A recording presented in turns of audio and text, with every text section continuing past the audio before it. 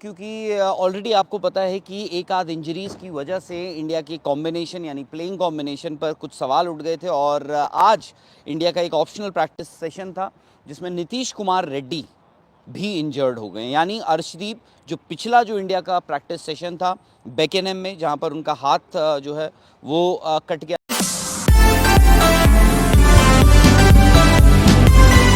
क्योंकि ऑलरेडी आपको पता है कि एक आध इंजरीज की वजह से इंडिया की कॉम्बिनेशन यानी प्लेइंग कॉम्बिनेशन पर कुछ सवाल उठ गए थे और आज इंडिया का एक ऑप्शनल प्रैक्टिस सेशन था जिसमें नीतीश कुमार रेड्डी भी इंजर्ड हो गए। यानी अर्शदीप जो पिछला जो इंडिया का प्रैक्टिस सेशन था बेकेनम में, जहां पर उनका हाथ जो है वो कट गया था, उसके बाद आज नीतीश कुमार रेड्डी भी इंजर्ड हो गए। यानी ये दोनों आप मान के चलिए have been ruled out of the fourth test match Manchester में, जो टेस्ट मैच होना इंग्लैंड के खिलाफ, उससे अर्शदीप और नीतीश कुमार रेड्डी जो हैं बहुत बहुत बड़े डाउटफुल स्टार्टर हैं। वहीं आकाशदीप हालांकि प्रैक्टिस बेकेनम में उन्होंने वार्म अप प्रैक्टिस करी थी, थोड़ी बहुत एक्सरसाइजेज वो कर रहे थे, जिम सेशन उन्होंने किया था, बट उसके बावजूद 100% फिट वो भी नहीं है। तो यानी ये तीन बड़ी सेटबैक या तीन बड़े आपके लिए इंडिया के लिए ये इंजरी कंसर्न्स इस टेस्ट मैच में निकल कर आ गए हैं और उसके चलते अब ये देखना पड़ेगा कि इंडिया का बॉलिंग कॉम्बिनेशन क्या होगा। उसमें अंशुल कंबोज जो हैं, अंशुल कंबोज को भी एज कवर बुलाया था। अंशुल कंबोज उस टीम में 11 में अब 11 एज इन स्क्वाड में ऐड होंगे और आपके पास दूसरा ऑप्शन जो बचता है वो है प्रसिद्ध कृष्णा का। तो इज देयर अ पॉसिबिलिटी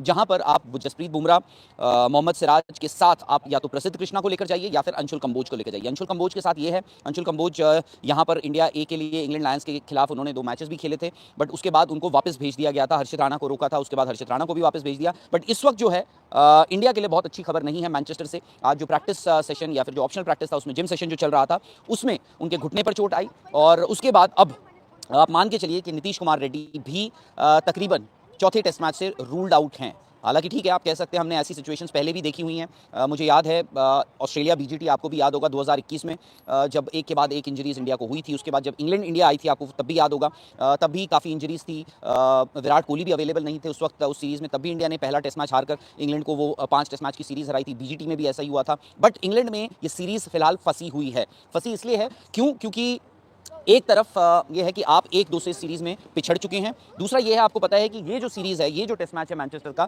ये बड़ा इंपॉर्टेंट हो जाता है क्योंकि अगर आप ये टेस्ट मैच हार गए हैं तो इसका मतलब आप सीरीज भी हार चुके हैं। तो इसलिए इंडिया के लिए ये एक बड़ा सरदर्द बन चुकी है।